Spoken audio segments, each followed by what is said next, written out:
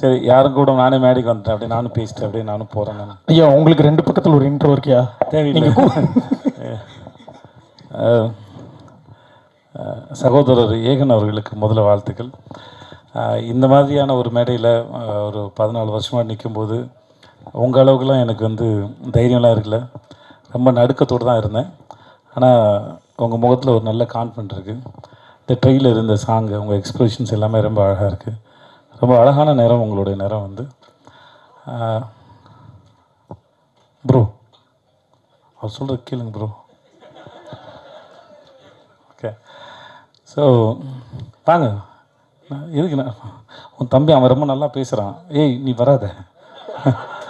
ஏன் சார் 21 வயசு தான் ஆகுதா சார்? இவ்வளோ தெளிவாக பேசுகிறாங்க. நான் இன்னும் தடவிக்கிட்டே இருக்கேன் இருட்டில், சுவிட்சை தடவை கூட மாதிரி. ரொம்ப தெளிவாக எந்த வார்த்தையும் அச்சு பேசுகாமல் ரொம்ப கிளியராக பேசுகிறேன் சார். உங்கள் பையன் ரொம்ப தெளிவாக பேசுகிறேன் சார். வாழ்த்துக்கள் நாத்தி உனக்கு. ஏகனுக்கு பார்க்குறது ரொம்ப லட்சணமாக அழகாக நம்ம ஊர் நேரம் ரொம்ப நல்லா பண்ணியிருக்கீங்க. உங்கள் எக்ஸ்பிரஷன்ஸ்லாம் ரொம்ப நல்லாயிருக்கு. இருக்கடா உங்களுக்கும் வாழ்த்துக்கள்மா. இந்த படத்தில் நடிச்சிருக்க அத்தனை பேரும் பார்க்குறது ரொம்ப அழகாக இருக்கீங்க. அந்த கதையும் ரொம்ப அழகாக இருக்குது. சீனு சாரோட எனக்கு ரொம்ப பிடிச்சது, எத்தனை முறை இந்த தேனியில் இன்னும் அவர் 100 படம் பண்ணாலும் சரி, அவரால் ஒவ்வொரு முறையும் புதுசாக ஃப்ரேம் வைக்க முடியும், புதுசாக கதை சொல்ல முடியும். அதுதான் இயக்குனர் சீனு ராமசாமி. கதை சொல்லும்போது அவர் எந்த ஃப்ரேம் வைக்கணும், எங்கே வைக்கணும், இது வரைக்கும் ஒரு நாள் கூட அவர் யோசித்தோ தடுமாறியோ படப்படத்தோ நான் பார்த்ததே இல்லை.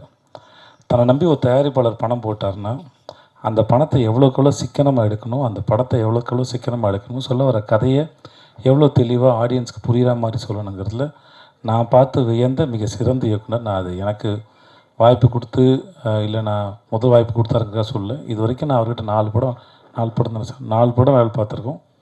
முதல் படத்துலேருந்து நான் மாமனிதன் வேலை பார்க்குற வரைக்கும் எங்களுக்கான பட்ஜெட் கூட கிடைச்சாலும் அவர் தென்மேற்கு பருவ காட்டுற படத்தில் மிக குறைவான பட்ஜெட்டில் எப்படி ரொம்ப பொறுப்போடையும் படம் வேகமாகவும் வேலை பார்த்தாரோ அதில் துளி கூட குறையாமல் தான் எல்லா படத்துக்கும் வேலை பார்த்தார்.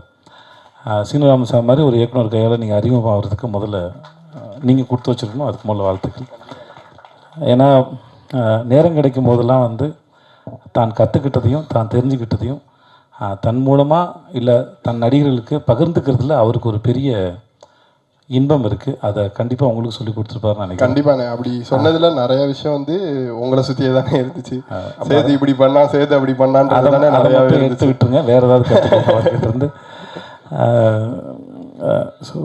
ஸோ உங்களுக்கு மூலம் என்னுடைய வாழ்த்துக்கள் சார். என்ஆர் ரகுநந்தன் சாருடைய பாடல்கள் வந்து ரொம்ப நல்லா, எஸ்பெஷலி அந்த அண்ணன் தங்கச்சி பாட்டு வந்து ரொம்ப அந்த நடுவில் போன அந்த ஃப்ளூட் பீட்லாம் சூப்பராக இருந்துச்சு சார். உருக்கி எடுத்துருச்சு சார், ரொம்ப நல்லா இருந்துச்சு சார். என்னை கூப்பிட்டதுக்கு முதல்ல ரொம்ப நன்றி. நான் இருந்த இடத்துல இது எப்படி இருக்குன்னா பாஸ்ட்டும் ப்ரெசண்ட்டும் இருக்கிற மாதிரி இருக்குது என்னோடதில். ஆனால் உங்களோட ஃப்யூச்சர் வந்து என்னோட நல்லா வரட்டும், நல்லா இருங்க நீங்கள். ஸோ வாழ் உங்களுக்கு சார். உங்களுக்கு நன்றி. சக்தி சினிமாஸ்க்கு ரொம்ப நன்றி. நீங்கள் ஒரு படத்தை பார்த்து நீங்கள் இண்டஸ்ட்ரியில் இருக்கிற பெரிய நல்ல கிசுவே உங்களை பற்றி நீங்கள் ஒரு படத்தை ரசிச்சிட்டிங்கன்னா அந்த படம் மக்களும் ரசிப்பாங்கிறது தான். கில்லியவே ரீரிலீஸ் பண்ணி ஹிட்டு கொடுத்த மனுஷன் நீங்கள் தான் கில்லி எனக்கு தெரிஞ்ச வரைக்கும். உங்களுடைய சக்தி இந்த படத்தில் மொத்தமாக இறங்கட்டும். சக்தி ரொம்ப நன்றி உங்களுக்கு. பிரிகேடா உங்களுக்கு வாழ்த்து. ஜீவா நன்றி, நல்லா இருப்போம் ஜீவா நன்றி. உங்களுக்கும் வாழ்த்துக்களுக்கும் நன்றி. எல்லாருக்கும் நன்றி. ரொம்ப என்னை கூப்பிட்டது ரொம்ப நன்றி. வரேன். நன்றி.